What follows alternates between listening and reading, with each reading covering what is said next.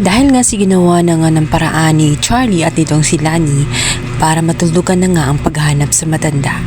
Gumawa sila ng mga dokumento na magpapatunay na tuluyan na nga umalis itong si Lolo Arya at pumunta na nga sa ibang bansa at iniwan na nga sila.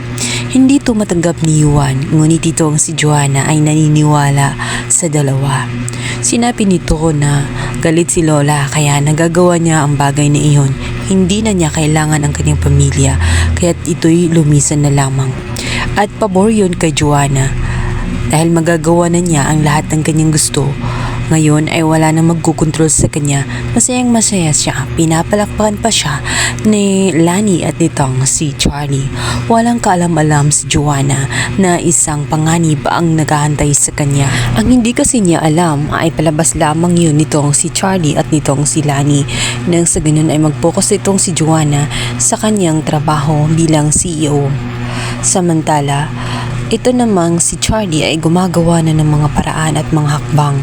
Unti-unti na nga niyang pinapakailaman ang mga fans.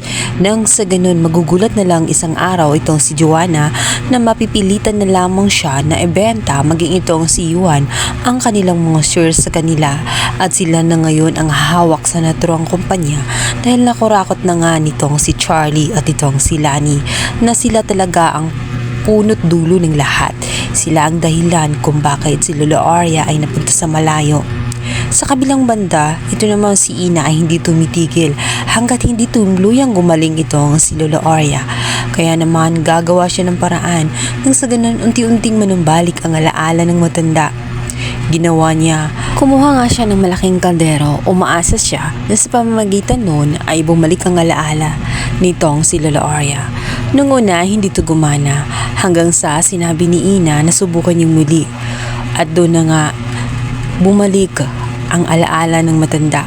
Naaalala niya nung kabataan niya kung saan doon siya nagsimula. Ang unang restaurant na kanyang tinayo kung saan pinangalanan nga niya na Arya's Restaurant. Doon nagsimula siyang mangarap. Ibinuhos niya ang lakas niya at ang kanyang buong buhay. Ang kanyang pagsisikap ay inalay niya sa kanyang pamilya. Kung kaya't lumago ito ng lumago at nagtagumpay si Lolo Arya. Hindi makakalimutan ni Lolo Arya ang tulong din nitong si Lola Rosario kung saan unang nagtiwala at nagbigay ng puhunan sa kanya.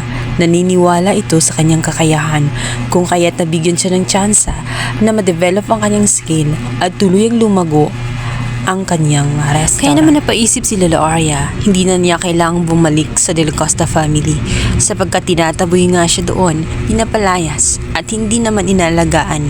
Wala na silang pakialam kay Lolo Arya. Kung kaya't minabuti na lamang niya na mag-stay kay Ina sapagkat yun lang ang totoong may concern sa kanya kahit hindi naman niya ito kaano-ano. Kung kaya't tutulungan niya itong si Ina. Kung lugmok man silang dalawa ngayon ay naniniwala si Lolo Arya na makakabangon din silang dalawa. Pareha silang may kakayahan. At kung nagawa niya noon ay natitiyak niya na magagawa din niya ulit sa tulong at gabay nga nitong si Ina. Nakaisip sila ng pwesto kung saan doon na nga sila magsisimula ng panibagong restaurant. Yun ang magiging katapat nitong si Joanna. Ginugol ni Joanna ang kanyang oras at panahon sa De La Costa Food and Company para lang ito'y lumago. Ngunit napansin niya na merong isang restaurant na naging famous ngayon na dinadayo ng mga tao. Kaya malaking treat ito para sa kanyang kumpanya kung kaya't ito'y kanyang dinayo. Nung una, hindi muna nagpakita itong si Ina. Gusto niyang isurpresa na lamang itong si Joanna. Yung magugulat na lamang siya kung sino ang tunay niyang katapat.